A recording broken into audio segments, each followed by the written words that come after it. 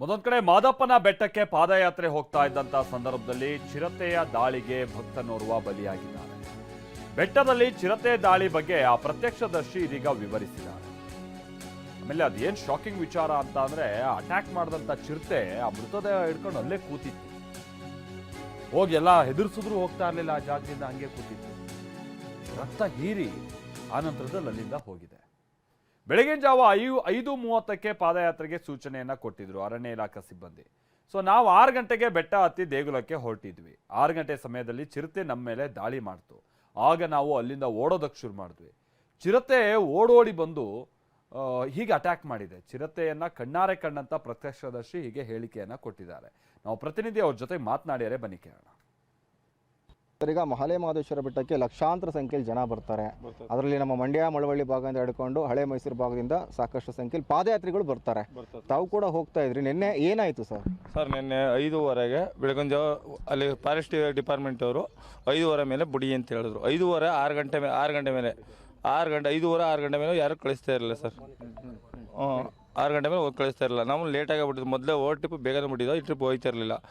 ನಾವು ಅಲ್ಲಿ ಹೋದಾಗ ನಡ್ಕೊಂಡು ತಾಳೆ ಮೆಟ್ಲಲ್ಲೇ ಹೋಯ್ತಾ ಇದ್ದು. ಆನೆ ಇದು ಅಲ್ಲಿ ಪಕ್ಷಿಧಾಮ ಪ್ರಾಣದೇವಿ ಅಂತಲ್ಲಿ ಇರ್ತದಲ್ಲ, ಅಲ್ಲಿಗೆ ಹೋದಾಗ ನಾವು 6 ಗಂಟೆ ಸರ್. ಅದು ಇನ್ನೂ ಇದಾಗಿರಲಿಲ್ಲ.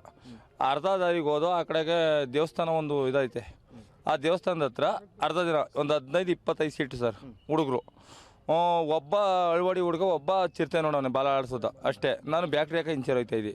ಬ್ಯಾಕ್ರಿ ಹಾಕಿ ಇಂಚರ್ ಹೋಯ್ತಾ ಇರ್ತಲೆ. ನಾನು ನಮ್ಮ ಹುಡುಗರು ಒಂದು 5 ಸೀಟು ಇಂಚರ್ ಇದ್ರು. ನನ್ನ ಇಂಚರೆ ನಾನು ಬ್ಯಾಕ್ರಿ ಹಾಕಿ ಹೋಯ್ತಾ ಇರ್ಬೇಕಾದ್ರೆ ಹಿಂಗೆ ಬಿಟ್ಟೆ. ಚಿರತೆ ಕಣ್ಬಿಡ್ತು ನನಗೆ. ಚಿರತೆ ಅಂತಂದು ಸುಳ್ಳು ಅಂತ ನಮ್ಮ ಹುಡುಗ ಬಂದ. ಯಾವಾಗ ಪಟ್ಟಿದ್ದು ಏನ್ಬಿಡ್ತು, ಮೊಬೈಲ್ ಬಿವೆಲ್ಲ ಬಿಸಾಕ್ಬಿಡೋದು ಸರ್. ಅದಿರಲಿ ಮೊಬೈಲ್ ಬಿವೆಲ್ಲ ಬಿಸಾಕ್ಬಿಡು ಸರ್. ನನಗೆ ಎದ್ರಿಗೆ ಇನ್ನೂ ಆಯ್ತದೆ ಸರ್. ನನಗೆ ಪೊಕ್ಲಾಯ್ತದ, ನನಗೆ ಭಯನ ಆಯ್ತದ. ನಾನು ಒದ್ದಿಗೆ ಓಡ್ಬಂದು ಸ್ಪೀಡ್ಗೆ ಸರ್. ನಮ್ಮ ತಾಜಮಟ್ಟಿ ಅಂತಂದವ್ರೆ ಅವ್ರಿಗೆ, ಅವನು ಅಂಗಡಿ ಓನರು, ಅವನು ರೋಡ್ಗೆ ಬಿದ್ದ ಸರ್. ತಲೆ ಹೊಡೆದೈತು ಅಂತ ತಿಳ್ಕೊಂಡು ಅವನ ಮೊದಲೇ ಬಲಿಯಬೇಕಾಯ್ತು ಸರ್.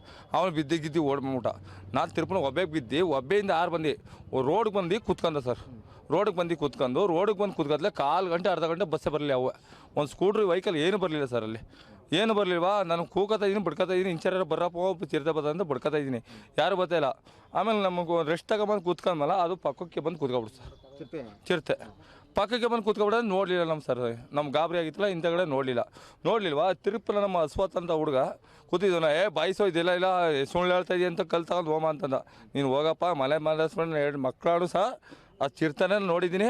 ಆಗಲ್ಲ ಸರ್, ಅದು ನಾನು ಬರೋಲ್ಲ, ನಾನು ನಡ್ಕೊಂಡು ಹೋಗಿ ಸತ್ತೀನಿ ಅಂದ್ಬಿಟ್ಟು ಹಿಂದಕ್ಕೆ ನಡ್ಕೊಯ್ತಾ ಇರ್ತಾನೆ. ಹಣ ಬರ್ತೀನಿ ಅಂತ ಹಿಂಗೆ ತಿರಿಕಂದ ಸರ್.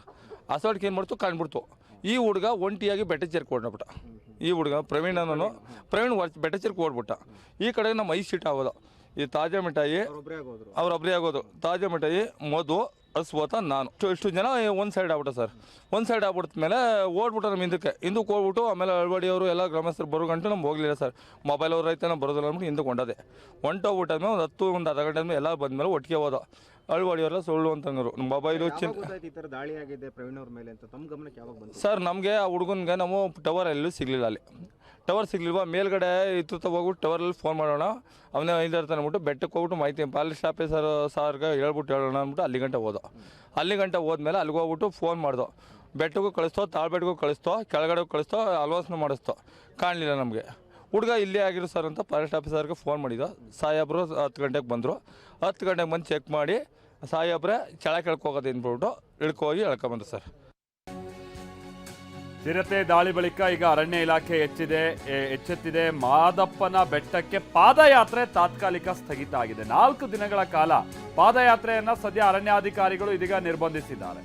ಚಿರತೆ ಸೆರೆ ಹಿಡಿಯುವ ಸಲುವಾಗಿ 4 ದಿನ ನಿರ್ಬಂಧವನ್ನ ಹೇರಲಾಗಿದೆ. ಮಲೆ ಮಹದೇಶ್ವರ ವನ್ಯಜೀವಿ ಧಾಮದ ಅಧಿಕಾರಿಗಳು ಇಂಥ ಸೂಚನೆಯನ್ನ ಕೊಟ್ಟಿದ್ದಾರೆ. ಮಲೆ ಮಹದೇಶ್ವರ ಬೆಟ್ಟಕ್ಕೆ ನೀವು ಹೋಗಬಹುದು, ಬಟ್ ಪಾದಯಾತ್ರೆ ಮಾಡ್ಕೊಂಡು ಹೋಗಂಗಿಲ್ಲ, ಬೆಟ್ಟ ಹತ್ತು ಹೋಗಂಗಿಲ್ಲ. ಮಹದೇಶ್ವರ ಬೆಟ್ಟಕ್ಕೆ ತೆರಳುತ್ತಾ ಇದ್ದಂಥ ಯಾತ್ರಿಕ ಚಿರತೆಗೆ ಬಲಿಯಾಗಿರುವಂಥ ಹಿನ್ನೆಲೆಯಲ್ಲಿ ಈಗ ಇಂಥದ್ದೊಂದು ನಿರ್ಧಾರವನ್ನು ಅರಣ್ಯಾಧಿಕಾರಿಗಳು ಪಡೆದಿದ್ದಾರೆ. ಆಮೇಲೆ ಆ ಚಿರತೆ ನೋಡಿ, ನಾನು ಆಗ್ತಾರೆ ಹೇಳಿದಾಗೆ ಆ ವ್ಯಕ್ತಿಯನ್ನು ಎಲ್ಲಿ ಕೊಂದದ್ದು ಹಾಕಿದೆಯೋ ಅದರ ಹತ್ರನೇ ಆ ಚಿರತೆ ಕೂತಿದೆ ಈಗ. ಅಂದರೆ ಆಗ ಕೂತಿತ್ತು, ಅದನ್ನು ಕೆಲವರು ಮೊಬೈಲ್ನಲ್ಲಿ ಸೆರೆ ಹಿಡಿದಿದ್ದಾರೆ.